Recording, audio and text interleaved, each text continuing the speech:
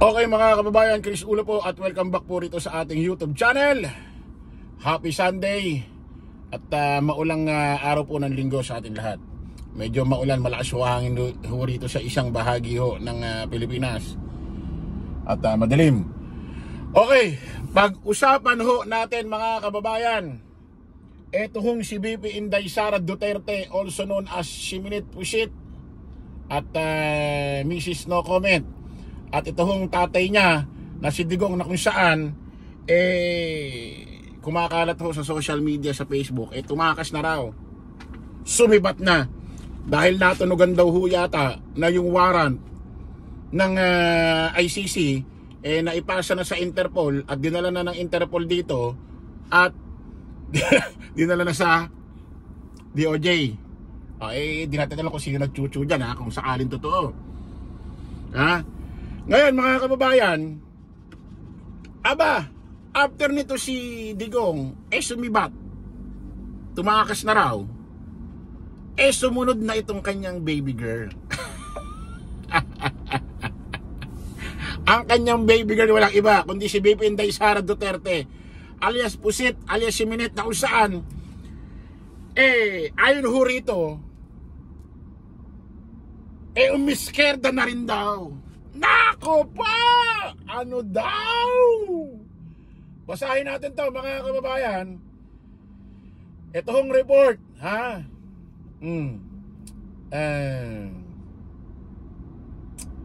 bandang alas 10 ng umaga ngayong Sabado, Marso 8, nang umalis ng bansa si impeached Vice President Sara Duterte patungong Hong Kong, lula ng Philippine Airlines Flight TR-318 mula sa Ninoy International Airport na iya, Terminal 1. Ayon sa mapagkakatiwalaang source, ang parehong source ang nagkumpirma sa pag-alis ni dating Pangulong Rodrigo Roa Duterte sa Davao City. Bandang alas 9 ng gabi, Marso 6, patungo sa Maynila sakay ng Philippine Airlines flight number PR2829 at dumating sa NAIA Terminal 2 makalipas ang 2 oras. Mula sa Maynila, nagbiyahe patungong Hong Kong ang dating Pangulo alas 8:42 ng umaga noong Biyernes, Marso 7 naman.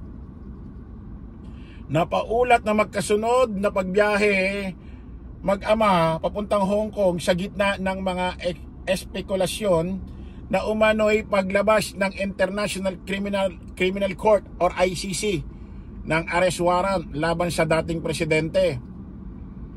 Ang Hong Kong ay isang administrative region ng People's Republic of China, correct? Na sinusuportahan ni Digong noong siya ay nakaupo sa Malacanang. Si Digong ay nahaharap sa kasong crimes against humanity dahil sa pagpatay umano sa libo-libong katao, kabilang ang drug personalities sa war on drugs ng kanyang administrasyon.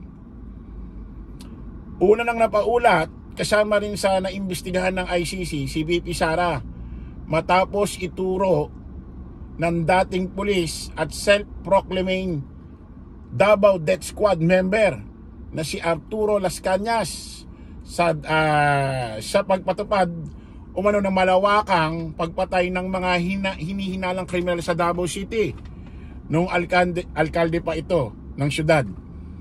Kabilang ang akusasyong ito sa article of impeach na inihain ng Kamara laban kay VP Sara na nakatakdang litisin sa Senado Hulyo ngayong taon. VP Sara umiskerda na rin sa Pinas pagsibat ni Digong. Ito mga kababayan, kasi confirm daw si VP Inday Sara nandyan sa Hong Kong. At kunyari nakikisala-salamuha raw sa mga kababayan nating OFW. Pero hindi na raw yata babalik, parang natunugan din yata, nakasama ho na meron din siya warrant galing ICC. Mukhang pagsasabay na ho yata ng ICC. Mukhang pagsasabay na ho ng ICC etong magtatay na ito, kasi ito si Inday Sara Duterte may nakabimbinding kasi yung impeachment ng mga final ho sa House of Representatives na pinirmahan ng 215 mambabatas at dagdagdagan pa ho ng 25 mambabatas na nakabinbin, naka-floating ngayon sa Senado. Iba't ibang kaso ho yan, hindi lang graft and corruption sa DepEd at OBP. Meron din yung kaso yan na pagbabanta laban kay Pangulong Bongbong, Speaker Martin Romualdez at Ma'am Lisa Marcos. Chef Elisa Marcos. At meron ding iba pa. Pati nga dun yung itong Davao Death Squad na kinanta naman nila Cañas noon na sinasabi hangkwen daw ito. Ngayon may video hong kumakalat na kung saan nagkakagulo, mukhang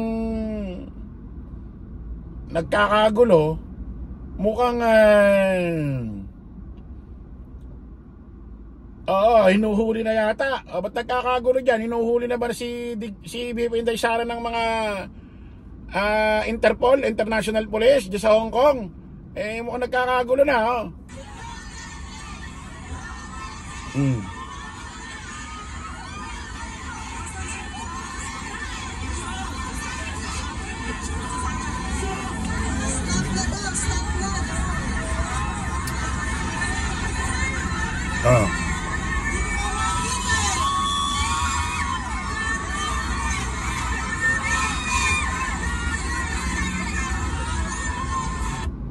Ayan ho. Pinagkaguluhan ho ng mga international police. Pinagkaguluhan na ho ng taong bayan dyan.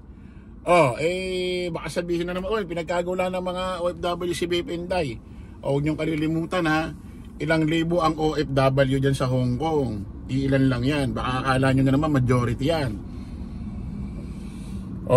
Ilan ba ang dyan, OFW dyan sa Hong Kong? Tignan nga natin.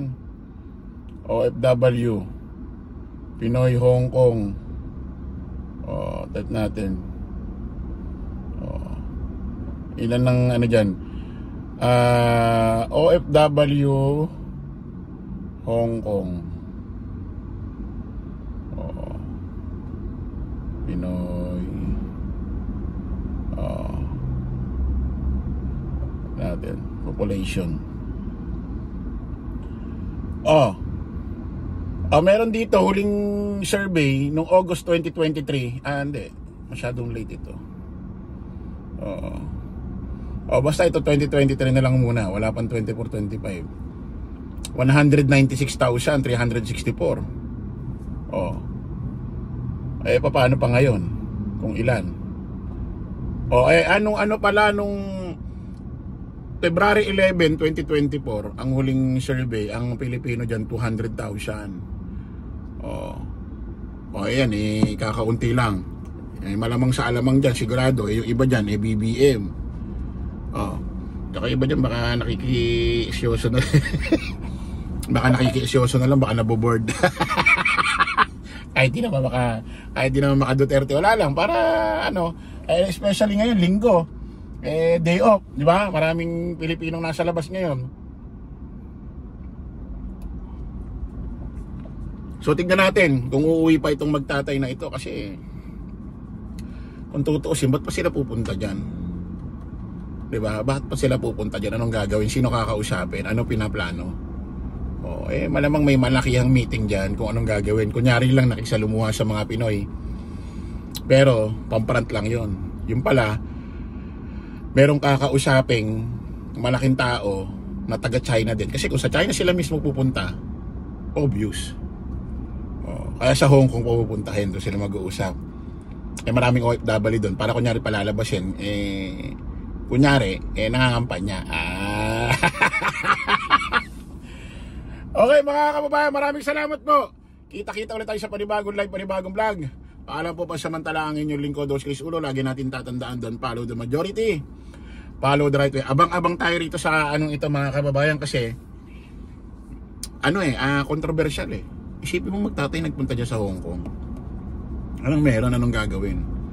Anong plano? Anong pag-uusapan? Isipin mo nagpunta dyan. Ng China yan kumbaga bansa rin nila yan Halos lahat ng may impluwensyang tao ng mga populasyon ng China diyan nakatira sa Hong Kong. Okay, maraming salamat po. Bye-bye. Kita-kita ulit mamaya. Bye-bye po.